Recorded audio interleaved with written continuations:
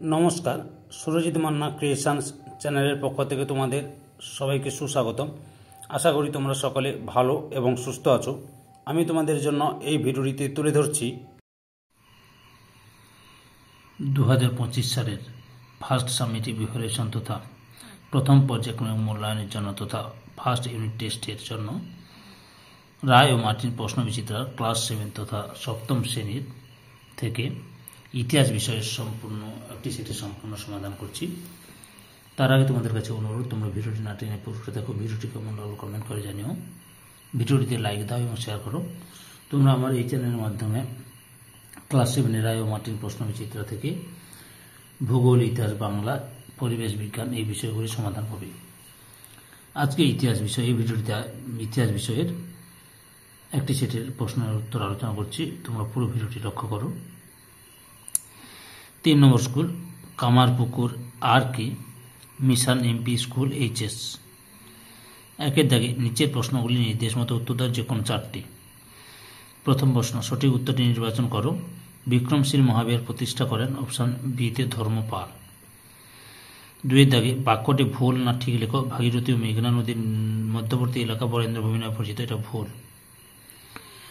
3-এর দাগে শূন্যস্থান পূরণ করো। হযরত মুহাম্মদ ড্যাশ খ্রিস্টাব্দে জন্মগ্রহণ করেন, 570 খ্রিস্টাব্দে জন্মগ্রহণ করেন।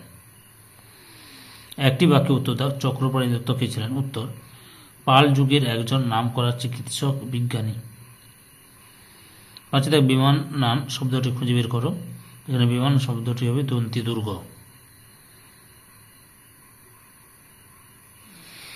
2-এর দাগে কস্তম মিলাও। রামচরিত ডিতে সন্ধ্যাকর নন্দী, ব্রাহ্মণ সর্বস্ব শীতে হলায়ুত, পবনদূত এতে ধৈ, গীতগোবিন্দ বিতে জয়দেব। 3-এর দাগে নিচের প্রশ্নগুলি 3টি বাক্যে উত্তর দাও। প্রথম প্রশ্ন হচ্ছে ত্রিশক্তি সংগ্রাম কি? লক্ষ্য করো উত্তরটি।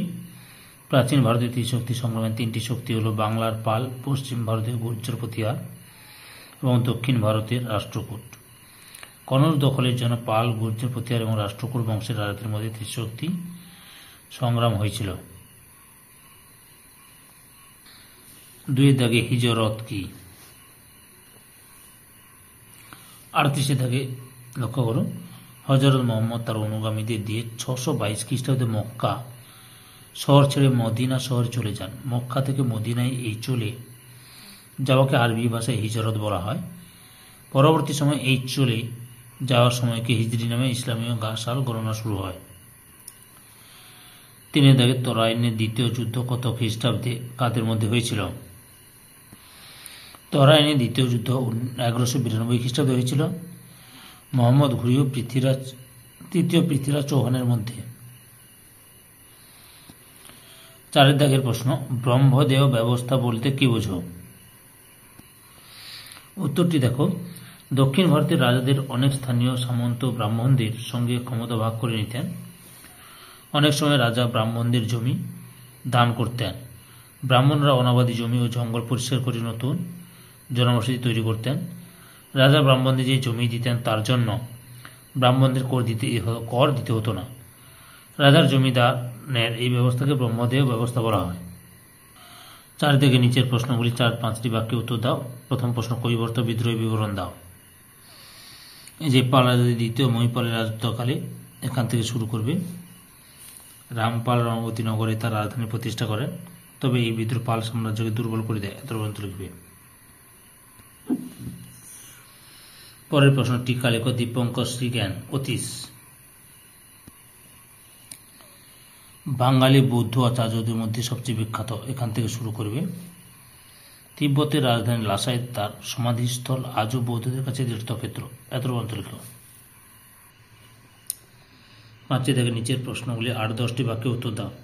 প্রথম প্রশ্ন, মাৎসন্যায় বলতে কি বোঝো? এই মাৎসন্যায় কি? বাংলার রাজা শশাঙ্কের মৃত্যুর এখান থেকে শুরু করবে অবস্থাকে মাৎসন্যায় বলা হয়। এত পর্যন্ত লিখবে। পরের প্রশ্ন, পাল বংশের শাসকদের সংক্ষিপ্ত পরিচয় দাও। বাংলার পাল বংশের উত্থান এখান থেকে শুরু করবে।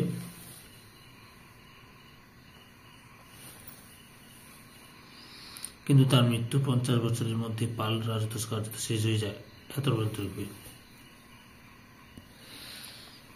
2 থেকে প্রথম প্রশ্ন, নালন্দা মহাবিহারের পরিচয় দাও।